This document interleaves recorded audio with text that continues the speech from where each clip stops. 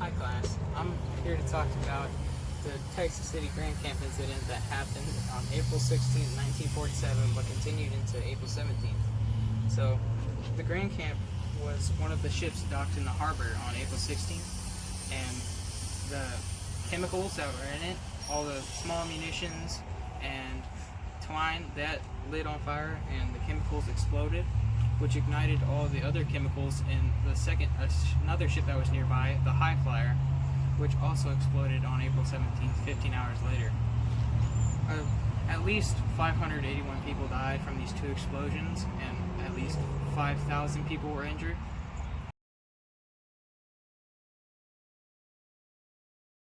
Very few of the survivors recall legitimately hearing the blast. They often say they remember getting a concussion and or feeling the mighty force of the blast, but little could explain the sound. Most survivors do agree that they heard a loud explosion after the Grand Camp blew up. Pete Sutterman didn't hear anything but recollects the sensation of flying throughout the air. Since the dock was built of 3-inch planks, when he landed 30 feet away, the planks fell on him. He lost consciousness for about 30 minutes, and when he regained it, he felt pains in his legs and had difficulty breathing due to the lumber on top of him. He began to fear when he became aware of the acrid smoke, and he began to fear further that he would be burned to death by it. The sprawling Monsanto Chemical Company stood 300 feet from the burning Grand Camp. Built originally to produce styrene from the manufacture of synthetic rubber, the plant was purchased by Monsanto when the war ended. On April 16, 1947, it was going full steam, turning over posterior plastics and providing a good living for over 600 families. The plant, building closest to the ship, was full of steel and mass ironing. Formerly a sugar house, the 5-story structure contained processing equipment for making plastic. The steam plant and powerhouse joined on the east.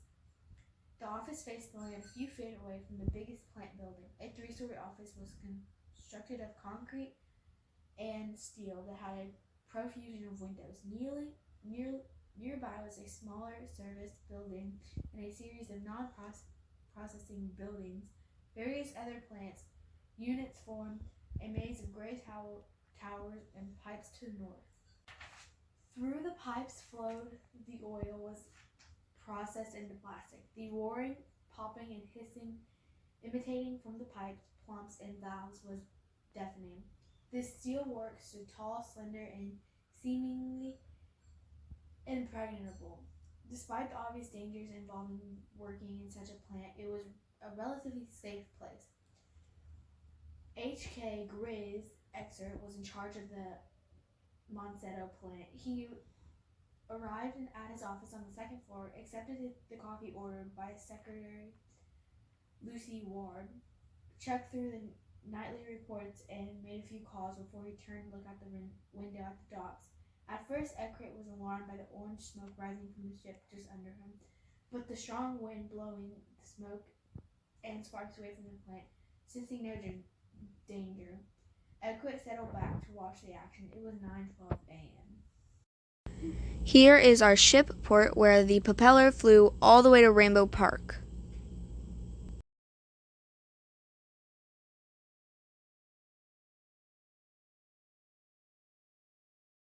At the memorial where all of our dead are buried.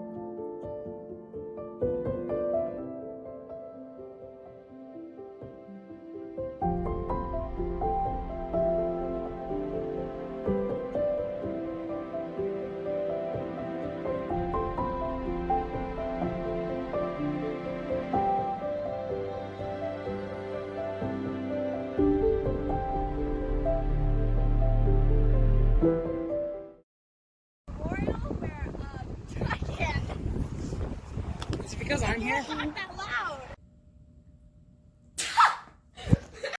Today, well, I'm here to talk about the Howdy, folks. Today,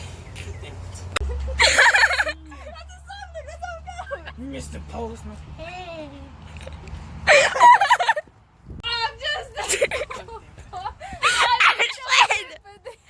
Just start talking. I need to see if the wind's bad. Hi, how are you, folks? Today we're going to be learning about the reading rainbow. Dedicated April 2007 in the memory of our sons and daughters, our sisters and brothers, our hearts and yours always. But I can't. The sprawling Falsetto. Okay.